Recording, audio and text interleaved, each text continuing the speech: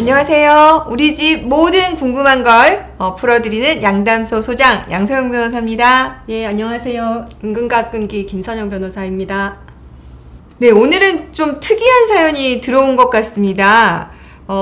들으시는 분들이 과연 이런 일이 있을까 싶을 것 같은데요. 오늘 사연 좀 보시고 우리 김서영 변호사님 지혜로운 답변 부탁드리겠습니다.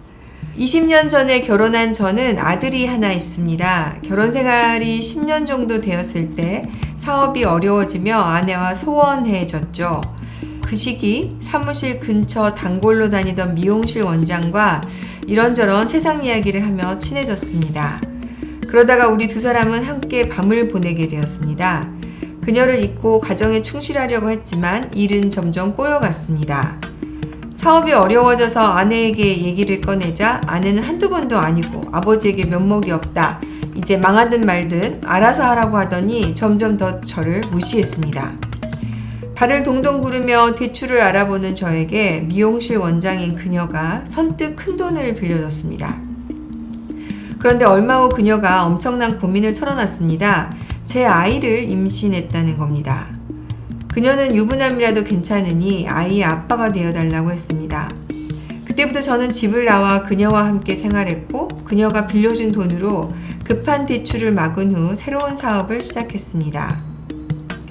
집에서 나온 지 10년이 되던 해에 아내가 주변의 수소문에 저를 찾아왔습니다. 아내는 자신이 잘못했다며 다시 돌아와 달라고 애원했습니다.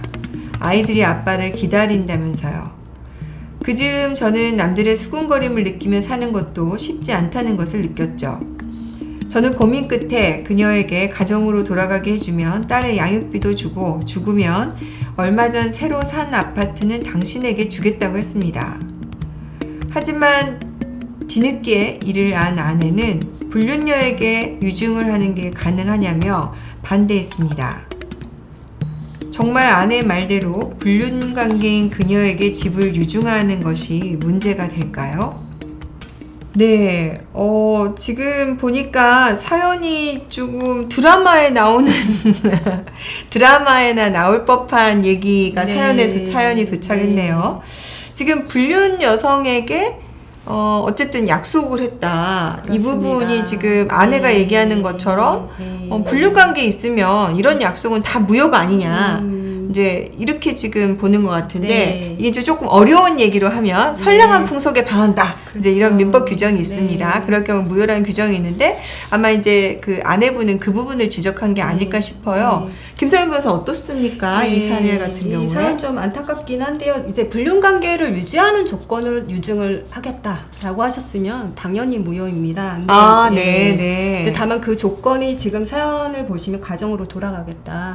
즉 불륜관계를 해소하는 조건으로 유증을 하겠다라고 하시는 경우라서 가능할 수도 있습니다. 그래서 그게 좀 다르네요. 그러니까 내가 나 좀 제발 사귀어줘. 뭐 집 한 채 줄게. 이건 당연히 나중에 달라고 하면 무효지만 이거는 그게 아니라 내가 돌아가겠으니 나를 돌아가게 해다오 하면서 주는 거니까 좀 다를 수 있다. 네, 그렇습니다. 이제 모든 경우는 아니고 판례를 좀 자세히 보고 그거에 부합하는지 한번 보도록 하겠습니다. 네, 그런 판례가 있어요. 소개를 좀 해주시겠습니까? 예전에 이제 대법원 판례가 유사한 사례에서 그러니까 원고가 피고를 위해서 바친 노력 그리고 비용 등의 희생을 배상 또는 보상을 하고 그리고 그 희생을 함으로써 그 장래 생활 대책이 없어져서 그 장래 생활 대책을 마련해 준다는 뜻에서 그 돈을 지급하기로 약정한 것이라며 공소양속에 반하지 않는다고 해서 그러한 경우에 유증이든 증여든 유효한 것으로 판단을 했습니다. 그래서 그런 판례가 있었군요. 그러면 우리 사연은 어떨까요? 이 사연 같은 경우에도 불륜관계를 해소하는 조건으로 하시는 거고요. 그리고 그 사연에 보면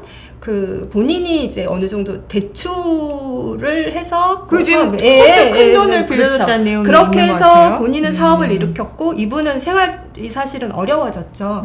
그런 부분에 대해서 이제 보상을 해주고 생활 대책을 마련해 준다는 유사한 케이스에 해당이 돼서 이 사안 같은 경우에는 불륜관계에 있었던 분이긴 하지만 유증을 하시는 경우라도 유효할 것 같습니다. 네, 지금 우리 김서영 변호사님 말씀 들어보니까 이런 조건의 유증이라면 유효로 볼 수도 있을 것 같다는 생각이 드는군요. 근데 이제 이런 경우는 어떻습니까? 지금 사실은 어떻게 보면 네. 이 지금 불륜 관계에 있는 여성과 네. 지금 사실혼 관계를 유지한 걸로 보여요. 네. 그랬을 경우에 우리가 이제 이거를 중원적 사실혼이라고 그렇습니다. 하는데 네. 이 부분은 법률적으로 어떻게 판단이 됩니까? 예, 중원적 사실혼 같은 경우에 이제 배우자가 있는데도 불구하고 사실혼을 또 유지하는 경우인데요. 그러니까 이러한 경우에는 통상적으로는 이제 민법에서 그 효력을 취소할 수 있는 걸로 보기도 하지만 조금 더 자세히 들어가서 그럼 이혼하는 경우에, 그러니까 이런 분들이 이혼하는 경우에 혼인관계를 유지했으니 재산분할이나 위자료를 구할 수 있느냐가 궁금하실 수도 있는데요. 이제 이런 경우에는 법률혼을 해치고 굳이 사실혼을 형성하신 경우이기 때문에 일반적으로는 재산분할이나 위자료를 인정해주지 않는 것이 우리 법원의 태도입니다. 그 부분은 참고하셔야 될 것 같습니다. 사실 저희가 상담하면서 이런 분들이 좀 오세요. 그러니까 이제 그 처음에는 사귈 때는 부인하고 곧 이혼하겠다. 뭐 그리고 뭐 나 이혼했다. 네. 이걸 믿고 이제 사귀기 시작했는데 나중에 보니까 부인하고 정리가 안 됐어. 근데 정리될 거 기다리다가 하여간 어떻게 하다 보니까 이쪽에서 사실혼이 형성돼서 애도 낳고 사시고 뭐 고생도 같이 하고 네, 하신 분들이 네. 나중에 와가지고 이제 억울하다 어떻게 그렇죠. 구제받느냐 막 이런 얘기 네, 하시잖아요. 네. 이제 그런 경우도 네. 있긴 있습니다. 근데 이런 분들이 지금 재산 분할을 받을 수 없다는 거죠. 네, 그렇습니다. 처음에 이제 몰랐을 때 발각이 된 다음에 억울해서 위자료를 구하실 수 있으면 그때 이제 파탄에 이르셨고 이혼을 하시면서 위자료를 구하시면 그 부분을 위자료를 받을 수 있겠지만 보통 보시면 알아도 어쩔 수 없이 뭐 이렇게 사시는 분들이 있어요. 근데 그렇게 사시다가 헤어지는 경우는 알고, 그러니까 법률혼이 있음을 알고 유지하신 거기 때문에 그때는 재산 분할이나 위자료를 받기 어렵습니다. 네. 그래서 제가 맨날 그렇게 상담 오시면 이런 말씀을 드려요. 절대 믿으면 안 됩니다. 일단 관계를 정리하고 오라 그래야지 네. 정리하겠다! 이 말 믿고 사귀다가는 꼭 큰 코 다치니까 그러니까 조심하셔야 됩니다. 위자료도 받을 수 없고 재산 분할도 받을 수 없다는 거 유의하시고요.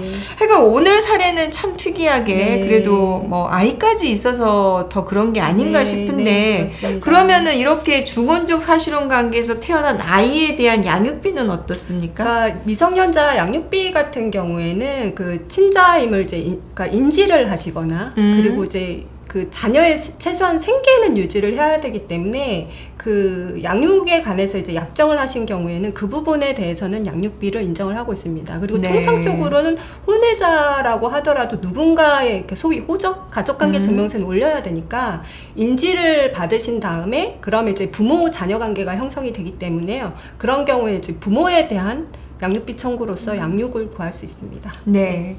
지금 이제 혼외자의 경우에 엄마의 경우에는 특별히 인지를 받을 필요가 없지만 아버지의 경우에는 이제 인지를 하지 않으면 가족관계 등록부에 올릴 수도 없고 한 상황이라서 먼저 인지를 구하시고 이와 관련해서 양육비 청구를 하는 보통 절차를 밟는데 지금 이제 우리 사연으로 돌아와 보면 지금 양육비도 주겠다고 했고 그다음에 아파트를 주겠다고 했기 때문에 이와 관련해서 이제 약정한 금액을 청구하는 방식으로 아마 이제 들어오지 않을까 싶네요.